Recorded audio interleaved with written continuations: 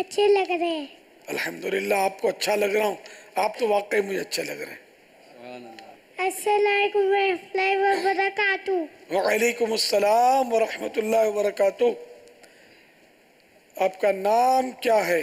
सैयद रज़ा। आपके अब्बू का नाम क्या है? वैद रज़ा। दादा का नाम क्या है? इलियास कादरी।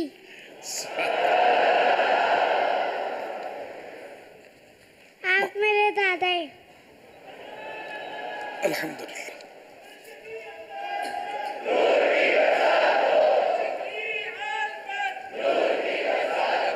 आपकी उम्र कितनी है?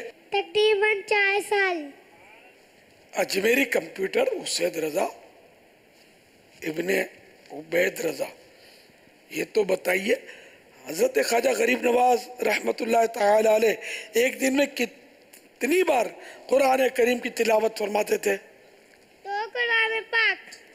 सुभान अल्लाह। ख्वाजा गरीब नवाज रहमतुल्लाह ताला अलैह का विसाल शरीफ यानी डेथ कब हुआ? 13 रजब। माशाअल्लाह, 6 रजबुल मुरज्जब 633 633 सिने हिजरी को।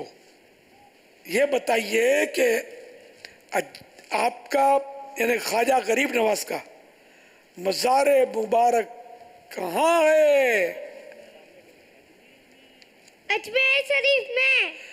अजमेर शरीफ में। सुभान अल्लाह। इन्होंने भी बड़े प्यारे जवाब दिए।